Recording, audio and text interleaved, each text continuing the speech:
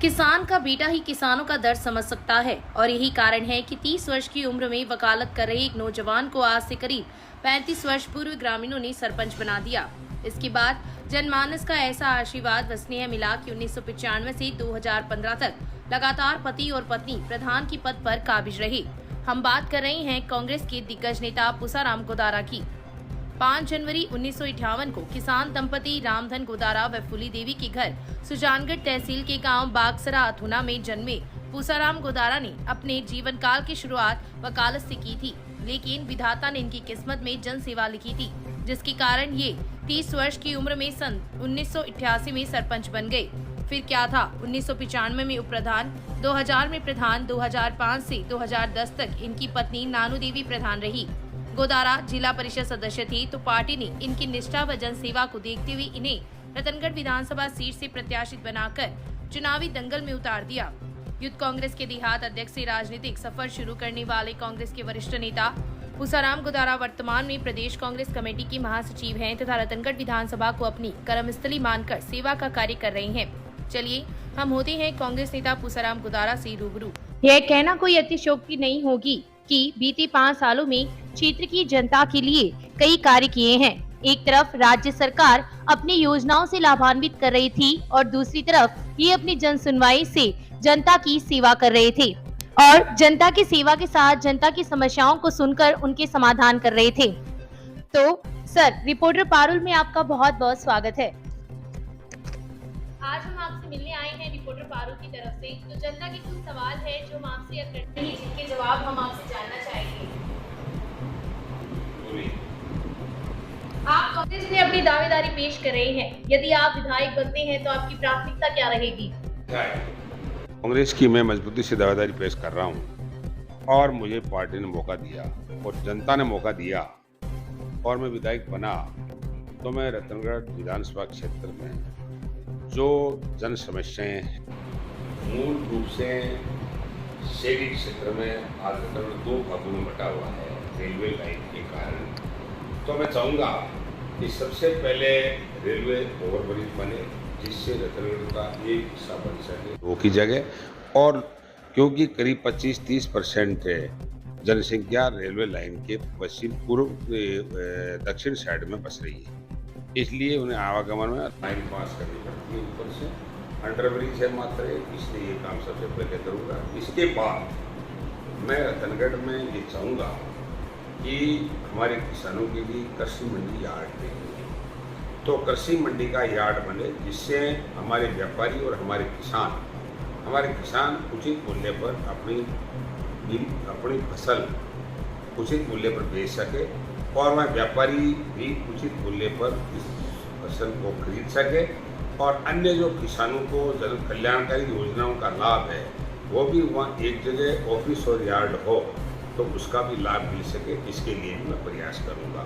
इसके साथ साथ सबसे बड़ी प्रॉब्लम ड्रेनेज और सीवेज की है। ड्रेनेज हमारी सरकार ने अभी स्वीकृत किया है, टेंडर हो गए, काम शुरू कर रहे हैं। इसको हम तेजी से क्रियान्वित भी करेंगे, जिससे बरसाती पानी से निजात मिले।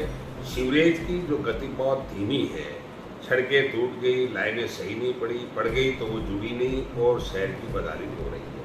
तो इसका मॉनिटरिंग करके और गंदे पानी की निकासी की जाएगी। और परमाणा जोड़ की बड़ी समस्या है, और उसके बाद में हमारी हॉस्पिटल और रेलवे लाइन के सामने जो बरसाती पानी रुकता है, इसका उत्तर बाजार में जो पानी भरता, हालांकि उससे कम होता है, फिर भी हम ऐसी व्यवस्था करेंगे जिससे इन तीनों पॉइंटों को एक डाकघर के पास, ये तो बड़े पॉइंट है, इनसे पानी की सारी शहर को आवागमन को निजात मिल सके। नहीं तो कई बार लोगों के पास में सच्चे दिल रास्ते अवरुद्ध रहते हैं और गंदगी फैलती है, मच्छर भी होते हैं।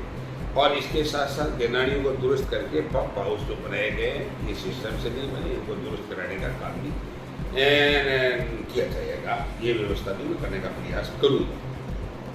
तो जैसे आप कह रहे हैं कि ये सब हम सही करेंगे, तो अगर हम देखें तो रतनगढ़ विधानसभा सीट से लगातार कांग्रेस प्रत्याशियों की हार हो रही है, तो ऐसे में आपकी क्या रणनीति रहेगी कि इस बार कांग्रेस की सीट रतनगढ़ में काबिज हो? ऐसा है कि कांग्रेस पार्टी रतनगढ़ में पिछले 4 चुनावों से लगातार हार रही है। ऐसी स्थिति में हम चाहेंगे कि हाईकमान टिकट का सही फैसला करे। जो लगातार 5 और 10 साल से जनता के बीच रहा हो और जिस संघर्षशील रूप में कांग्रेस पार्टी की नीतियों सिद्धांत को लागू किया, सरकारी योजनाओं को क्षेत्र में लागू कराया और चौमुखी विकास हमारे लोकप्रिय मुख्यमंत्री अशोक जी गहलोत के द्वारा पूरी 5 साल में जो शानदार योजनाएं गरीबों को गणेश मान की गई, उनको क्रियान्वित कराने में सहयोग करने वाले और जनता के बीच रहकर पार्टी की हाथ से हाथ जोड़ो अभियान और हमारे राहुल गांधी जी के हाथ जोड़ो यात्रा और इसके अलावा अनेक किसानों की ज्वलंत समस्याओं को लेकर के 5 साल से हम लोग काम कर रहे हैं। अगर मैं इसमें सबसे अगवा रहा हूँ, अगर पार्टी ने मौका दिया, इसी तौर से लगता है कि अगली बार कांग्रेस हाईकमान को सही फैसला करेंगे और लंबे समय बाद मुझे लगता है कि लंबे समय बाद कांग्रेस पार्टी का यहाँ से विधायक बनेगा और हाईकमान का फैसला भी जनता के आशा और अनुरूप के अनुसार होगा, क्योंकि अगली बार उम्मीदवार तय करने के लिए सर्वे है, पर्यवेक्षक है, ब्लॉक से लेकर के पीसीसी और एआईसीसी तक है और पूरे एंगल लगे हुए हैं। इसलिए मुझे लगता है कि सही फैसला होगा और यहाँ से कांग्रेस पार्टी जीतेगी। और निश्चित तौर से सबसे यहाँ जो मैंने ज्वलंत समस्याएं पूर्व में बताई, इसके अलावा ग्रामीण क्षेत्र में हमारे किसानों की सबसे बड़ी समस्या है, बार बार अकाल से ग्रस्त होते हैं, फसल खत्म होती है और सिंचाई के साधन भी बहुत कम है और बिजली का हब बहुत कमज़ोर है। इसलिए हम चाहते हैं कि यहाँ 132 है, 220 है और 33 के भी सब स्टेशन बने और जिससे हमारे किसान को विशुद्ध बिजली 6 घंटा दुरुस्त मिले। और इसके अलावा भी हम चेष्टा करेंगे कि हमारे इंदिरा गांधी केनाल का पानी भी सिंचाई के लिए यहाँ आए, ऐसी भी व्यवस्था हम लोग अगर मौका मिला तो करने का प्रयास करेंगे।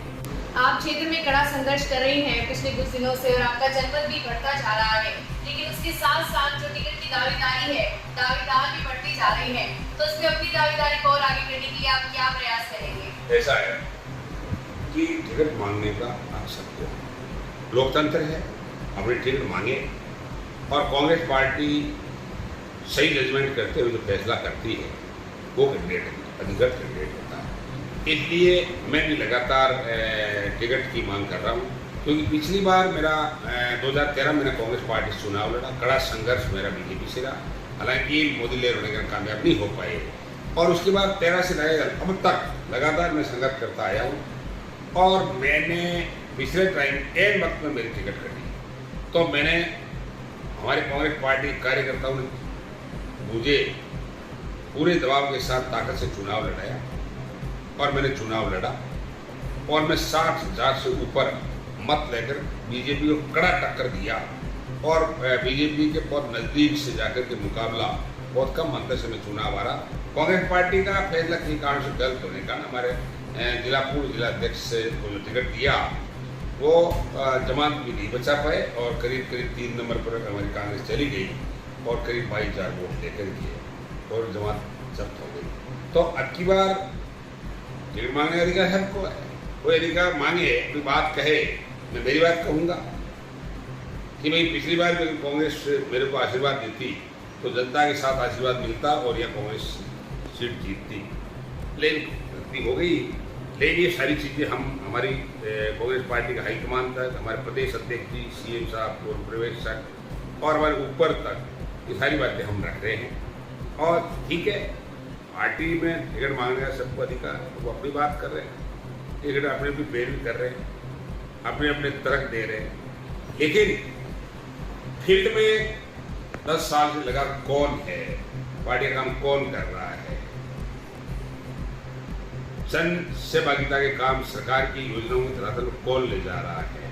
टॉप 10 हमारे मुख्यमंत्री जी की योजनाओं को ताकत से हम महंगाई राहत कैंपों में 7% कैंपों में हम गए और सत्ता संगठन हमारे प्रदेश अध्यक्ष डोडासरा जी और मुख्यमंत्री जी ने समीक्षण करके सत्ता और संगठन का जो काम किया, गाँव में, शहरों में महंगाई राहत कैंपों में प्रशासन हुआ, संगठन के लोग हुआ, जनप्रतिनिधि हुआ और आम जनता को त्रिकोणीय मिला करके और हमारी 10 टॉप योजनाएं, चाहे हमारी बिजली फ्री का हो, किसान को बिजली फ्री का हो, 500 रुपये में ये सिलेंडर की बात हो, मुख्यमंत्री चिरंजीव योजना जिसमें 25 लाख तक का फ्री इलाज, 10 लाख तक का कैजुअलिटी पर बीमा, ये बहुत गंभीर इंदिरा गांधी डेयरी शहरी रोजगार योजना, इन सबको हमने जनता तक पहुंचाया है। और हमारे मुख्यमंत्री जी ने ऑनलाइन इन सब चीज़ों को राशि तक ट्रांसफ़र इनके खातों में लाभार्थियों किया है। आने वाले वक्त में लाभार्थियों का भी सम्मेलन हमारी कांग्रेस पार्टी करने जा रही है। तो ये सब काम हमने की, इसलिए मजबूती के साथ हमारी दावेदारी ऊपर तक पहुँचा रहे हैं।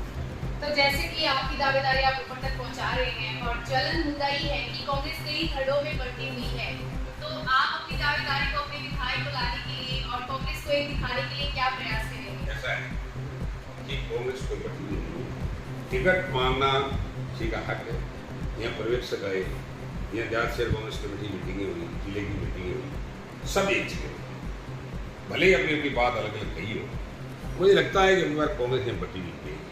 टिकट मांगने से बंटवारा नहीं होता। धड़ेबंदी तब होती है जब सभाएं अलग अलग होती है, पर्यवेक्षक आते तो अलग अलग स्थान पे होते हैं, अलग अलग मुद्दे खड़े होते हैं, अलग अलग बातें होती हैं। कुछ कांग्रेस सब एक है, टिकट मांगने से कोई धड़ेबंदी नहीं होती। तो जैसे कि आप कह रहे हैं कि सभाएं अलग होती है, तो इसी पॉइंट में पूछती कि भाजपा की अभी एक परिवर्तन यात्रा निकली थी, तो उस पर आपके क्या विचार है? तो वो पार्टी का काम है, लेकिन देखो बीजेपी एक दूसरे आरोप प्रत्यारोप लगा रही है। वो दो धड़े में बटी थी, बहुत स्पष्ट है। जो दावेदार लूज फाटे पर सभा की, उसमें